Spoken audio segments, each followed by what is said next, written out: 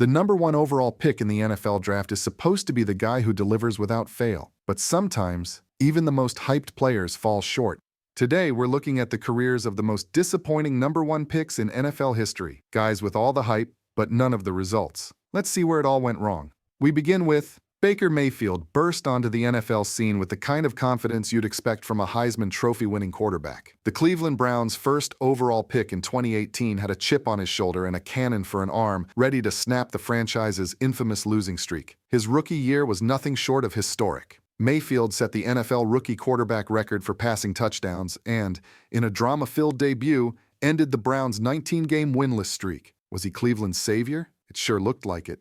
Fast forward a few seasons, and the picture has gotten a lot blurrier. Despite a solid 2020 campaign which saw the Browns reach their first playoff game since 2002, Mayfield couldn't keep up the momentum. His performance began to wane, marred by inconsistency and off-field distractions. By the time the 2024 season rolled around, Mayfield's stats were good, 4,500 yards, 41 touchdowns, but the shine of those early years had clearly faded. Sometimes, it's not just about being in the right place at the right time. The NFL isn't for the mentally faint-hearted. It demands consistency, and that was Baker's kryptonite. For our next guy, his body simply did him in. Jadeveon Clowney arrived with one of the most electric college careers the NFL had ever seen. He was drafted first overall by the Houston Texans in 2014. A pure dominant force at South Carolina, Clowney was expected to wreak havoc on opposing offenses for years. He was the closest thing to a physical freak show the NFL had seen in years. Strong, fast, and aggressive. But then comes the issue. Clowney's career has been marred by injuries. Despite earning 3 Pro Bowl selections, Clowney's inability to stay healthy has prevented him from being the generational pass rusher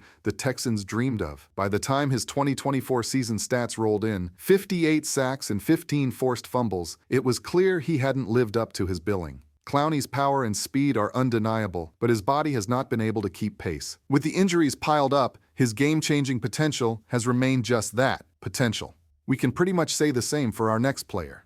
Sam Bradford entered the NFL with all the fanfare of a true prodigy. Drafted first overall by the St. Louis Rams in 2010, he came in hot as a Heisman-winning quarterback, blessed with poise and precision. He was supposed to be the one to revive the Rams, a franchise in desperate need of a face. His 2008 season at Oklahoma was, in one word, historic. His stats were insane, his composure unmatched. The NFL was his oyster and everyone believed he'd make it shine. Then the injury bug bit, and it bit hard. A torn ACL here, another there, chronic knee issues that would have made most athletes hang up their cleats for good. But Bradford? He kept trying. He set an NFL completion record in 2016, even managed to show flashes of brilliance, but it was clear his body just wouldn't cooperate. By the end of his career, he was a shell of the player we all expected to dominate. Bradford's story was the NFL version of what could have been.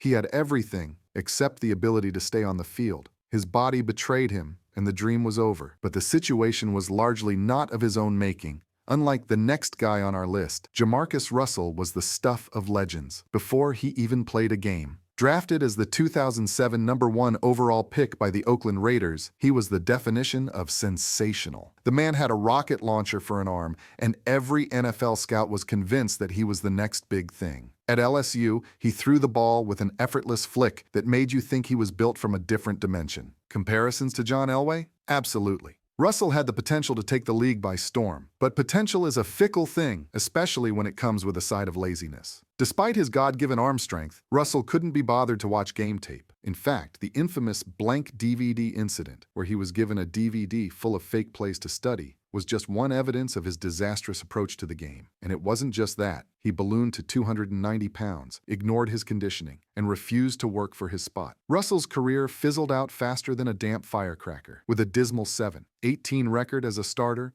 and a career passer rating of 65.2. It's the NFL equivalent of having the raw talent of a rugby legend like Dan Carter, but never caring enough to put in the work. In the NFL, it's not enough to be physically gifted.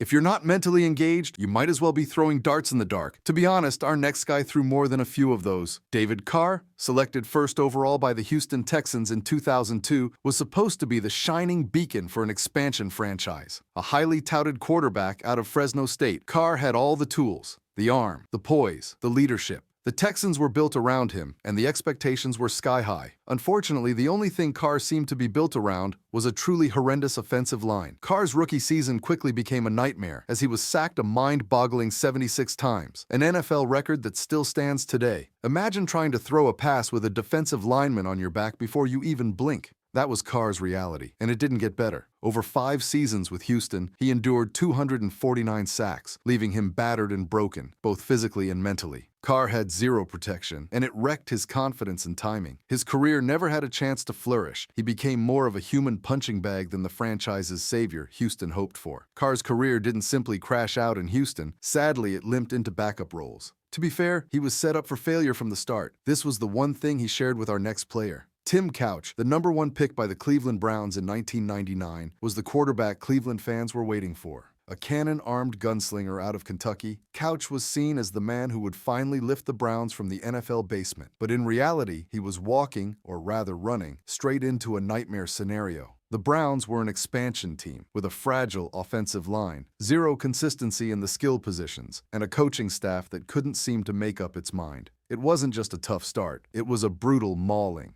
Couch was sacked 56 times in his rookie season, while injuries and a series of bad decisions further torched his career. His most painful moment was missing the Browns' only playoff appearance in 2002 due to a broken thumb. Talk about bad luck. No matter how talented you are, if your foundation crumbles, you're dead in the water. Couch had the skills to lead, but the organizational dysfunction and physical punishment were too much for even a top pick to overcome. His bust label wasn't entirely his fault. Cleveland was cursed, and he wore that curse on his shoulder. Couch's curse came from his team, but our next player was cursed by his own body. Courtney Brown, the first overall pick by the Cleveland Browns in 2000, came into the NFL with a pedigree. A monster defensive end from Penn State, Brown had a reputation as a game-wrecking force. With his size, strength, and agility, he was supposed to be the centerpiece of a Browns defense that was starting from scratch. But in the NFL, it's not just about how great you can be. It's about how long you can stay on the field. And for Brown, the answer was, unfortunately, not long enough. He had a plethora of injuries from the start. A torn knee ligament, a high ankle sprain, microfracture knee surgery, and a ruptured right biceps tendon. You name it, he had it. Unfortunately, his potential never moved past potential. After 5 seasons and a career marred by injuries, Brown's career was over, and so was the dream of him being the centerpiece of a dominant Browns defense. He never got the chance to fulfill his destiny.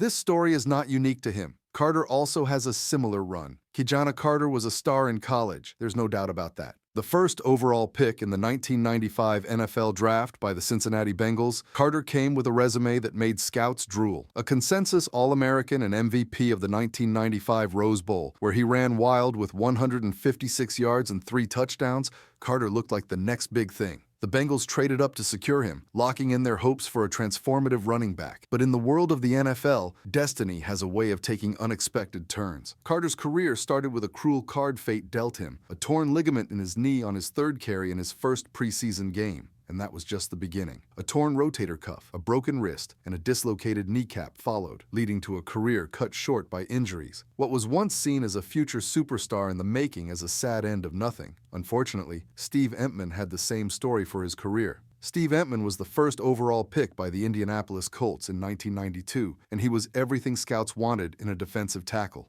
A powerhouse from the University of Washington, Emtman won the Outland Trophy and Lombardi Trophy, positioning him as one of the best college players in the country. He was supposed to be the anchor of the Colts' defense for years to come. Unfortunately, the NFL's grueling physicality quickly took its toll on Emtman, limiting what should have been a dominant career. Despite his incredible collegiate career, Emtman's time in the NFL was constantly riddled with injuries. His career lasted only 6 seasons, and though he played for the Colts, Dolphins, and Redskins, his impact was limited. He was never able to stay healthy long enough to make the kind of impact everyone expected. Emtman was a force, no doubt, but his body couldn't withstand the brutal toll of the NFL's demands. He's another example of how injury can take down even the most physically gifted athletes before they reach their peak. If this were the case for our next player, perhaps we would feel some sadness. Unfortunately, Dan was the architect of his own downfall. Dan Wilkinson, also known as Big Daddy, was the first overall pick by the Cincinnati Bengals in 1994. A beast of a defensive tackle from Ohio State. With his size and strength, he had the potential to dominate the line of scrimmage and disrupt opposing offenses. For a while, it seemed like he might just be the man to lead the Bengals' defense into a new era. But unfortunately, While Wilkinson played 13 seasons in the NFL, he never lived up to the hype. His performance was often inconsistent, and despite his physical gifts, he never quite achieved the dominance expected from a number 1 pick. He lacked the relentless motor and consistency that truly great players like Aaron Donald or Ndamukong Suh possess. Wilkinson had the raw tools, but he never fully maximized his potential. Goes to show that raw physical talent alone won't get you to the top. You need the drive and consistency to go with it. Talent isn't always enough to make it in the NFL. Sadly, for these players, the dream didn't match the reality. Who do you think had the toughest fall? Drop your thoughts in the comments, don't forget to subscribe, and we'll see you in the next video.